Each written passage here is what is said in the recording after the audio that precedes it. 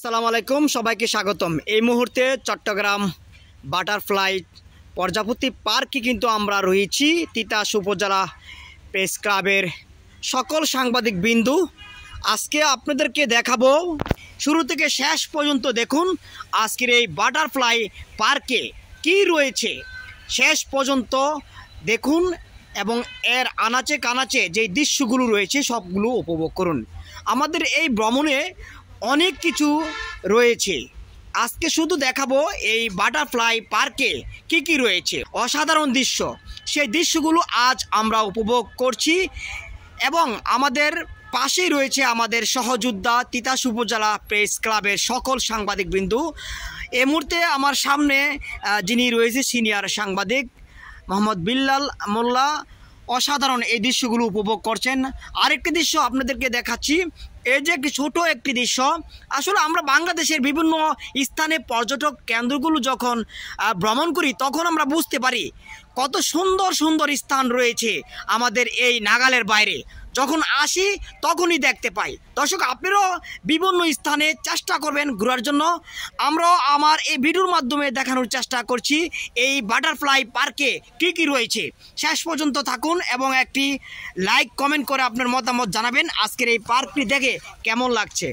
আসলে আমার কাছে অনেকটাই ভালো লাগে, আপনাদের কাছে কেমন লাগবে এবং কেমন লাগছে সেই মতামতটা কমেন্টে জানাবেন। দর্শক, অসাধারণ দৃশ্য।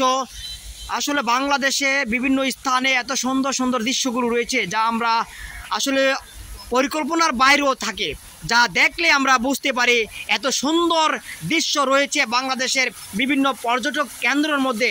এই সাংবাদিক বিন্দুরাও কিন্তু বিভিন্ন ক্যামেরা নিয়ে ব্যস্ত আছে, আমিও কিন্তু ব্যস্ত আছি। একটি ঝর্ণা, বাটারফ্লাই কিন্তু একটি ঝর্ণা রয়েছে, অসাধারণ ঝর্ণা। আমরা আসলে বাস্তবে যেই ঝর্ণাগুলো আমরা দেখে থাকি, অসাধারণ একটি ভিউ ঝর্ণা, যা দেখলে প্রাণটা শীতল হয়ে যায়।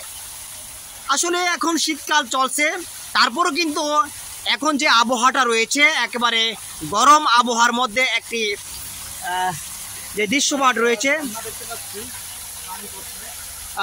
আমার সামনে রয়েছে আনাফ তিয়ামি ভাই, সহযোদ্ধা, অনেক সুন্দর দৃশ্যগুলো কালোবন্দি করছেন ক্যামেরার মাধ্যমে, আমিও কিন্তু আপনাদের মাঝে তুলে ধরছি।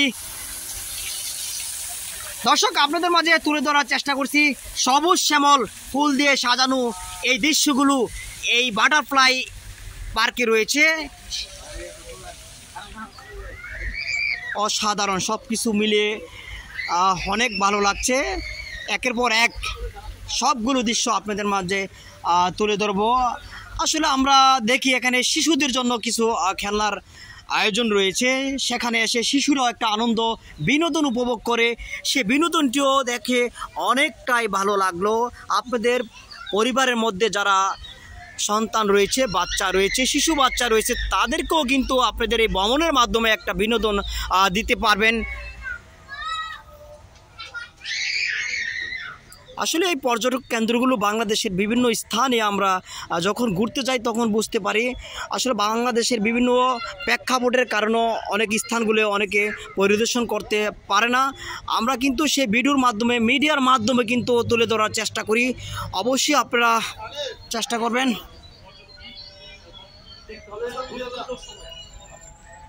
দর্শক, সবাইকে স্বাগতম। আবারও পরবর্তী একটি দৃশ্য আপনাদের মাঝে তুলে ধরবো। ধন্যবাদ।